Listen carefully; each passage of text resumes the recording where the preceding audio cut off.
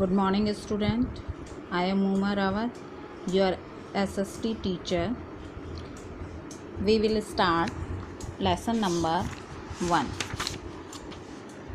Environment. We will read this chapter by notes.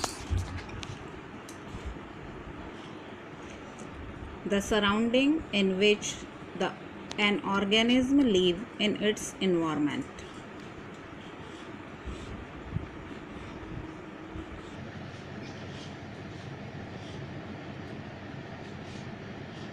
The surrounding in which an organism lives in its environment.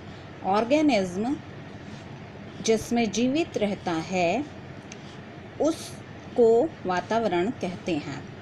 Environment may refer to the natural environment that include all things, both living and non-living, that occur naturally on earth.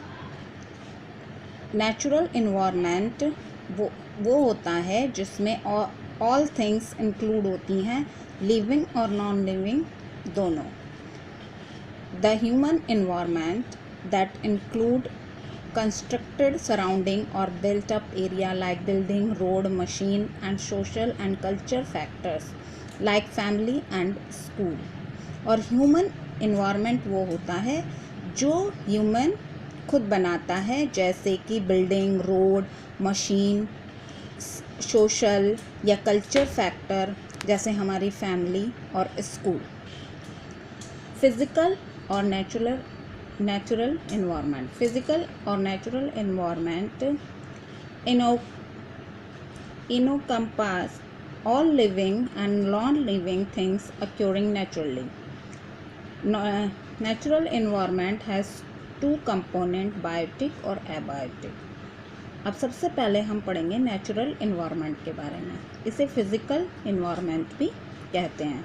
इसमें living और non living सारी things आएंगी. Natural environment के दो component हैं, biotic और abiotic. Component of the physical environment.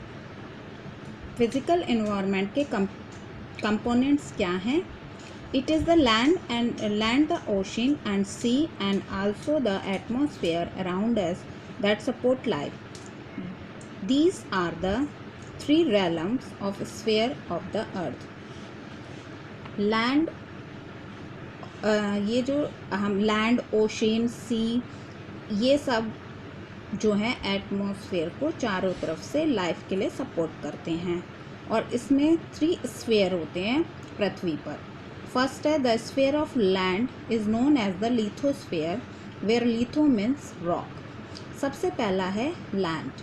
इसे lithosphere भी कहते हैं और इसमें लिथो का मीन्स है rock. The sphere of water is known as hydrosphere where hydro means water. और जो स्फीयर वाटर का है उसे हम हाइड्रोस्फीयर कहते हैं. इसमें हाइड्रो का मीन्स है water. The sphere of air is known as atmosphere where atmos means vapour. और जो एयर का स्फीयर है उसे हम एटमॉस्फेयर कहते हैं और इसमें एटमो का मीन्स है वेपर. सबसे पहले हम पढ़ेंगे लिथोस्फीयर के बारे में. The solid outer covering of the earth surface consisting of rock and soil is known as lithosphere. हमारा जो सॉलिड आउटर कवरिंग सरफेस है अर्थ का, वो रॉक और सॉइल से मिलकर बना है. इसे ही हम लिथोस्फीयर कहते हैं. सेकेंड आपका है hydrosphere. The water which form about 3/4 of our earth consist the hydrosphere. Water is found in this form solid, liquid and gas. हम सभी जानते हैं कि हमारी पृथ्वी पर 3/4 पार्ट वाटर है और यही हाइड्रोस्फीयर है. वाटर पृथ्वी पर 3 रूपों में पाया जाता है, solid, liquid and gas. Next है आपका atmosphere. The blanket of air surrounding the earth is known as the atmosphere. जो हमारी अर्थ के चारों ओर एयर का ब्लैंकेट पाया जाता है उसे ही हम कहते हैं atmosphere. Air is a mixture of gas, dust particle and water vapour. और एयर क्या होती है? गैस, डस्ट पार्टिकल और वाटर वेपर का मिक्सचर होता है। अब हम पढ़ेंगे बायोस्फीयर के बारे में। Various places on earth where plant and animal narrow zone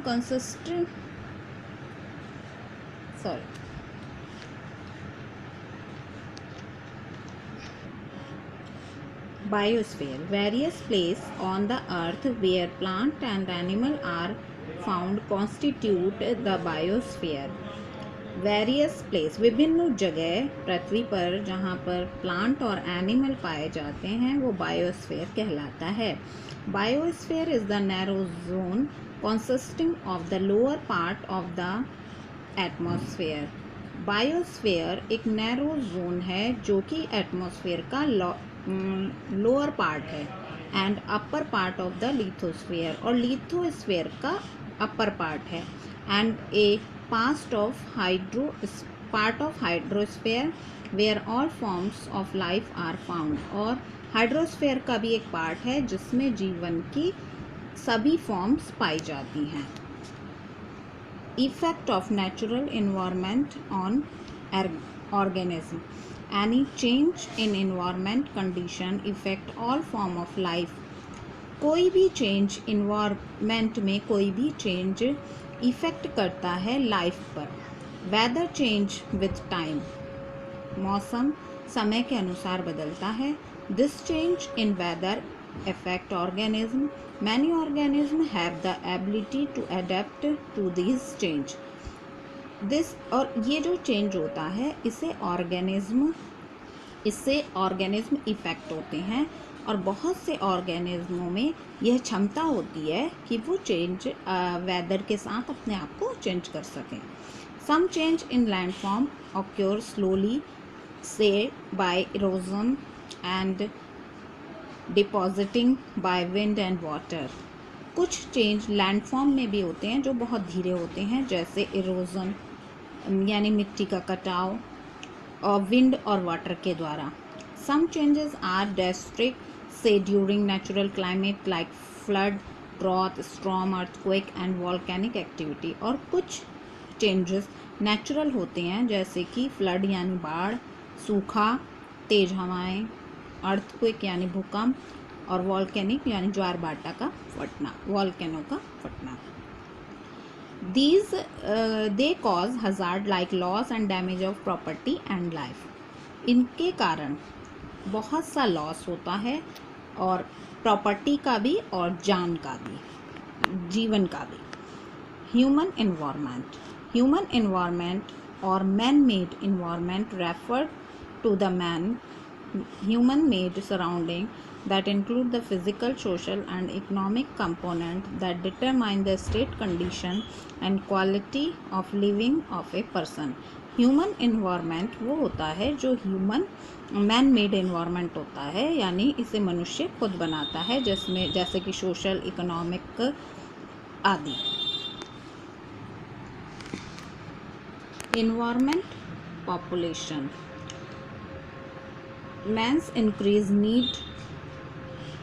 environment pollution. Man increase need to meet his demands for food, shelter and other activities had made him cut down trees and clear forest.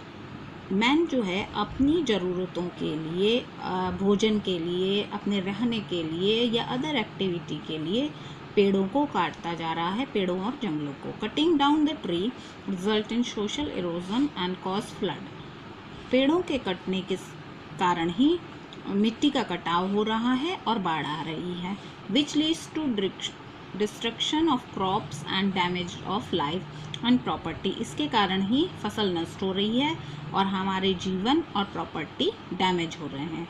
Due to increasing industrialisation, the environment is being polluted by harmful gases, smoke, solid waste, etc. emitted from factory and thermal power plant. और जो industrial area है यहाँ से जो हमारा environment है वो बहुत ज़्यादा पोल्यूटेड हो रहा है, क्योंकि यहाँ से हार्मफुल गैसें और सॉलिड वेस्ट निकलता है फैक्ट्रियों से, थर्मल पावर प्लांट से, जिससे हमारा जीवन बहुत ही इफ़ेक्ट हो रहा है। People often misuse resources by over using minerals और bye destroying forest and soil और polluting rivers, sea and air। और पीपल जो लोग हैं वो मिसयूज़ करते हैं मिनरल्स और फॉरेस्ट का, जिससे कि सॉइल और पॉल्यूटेड हो रही है, और रिवर्स और सी हमारे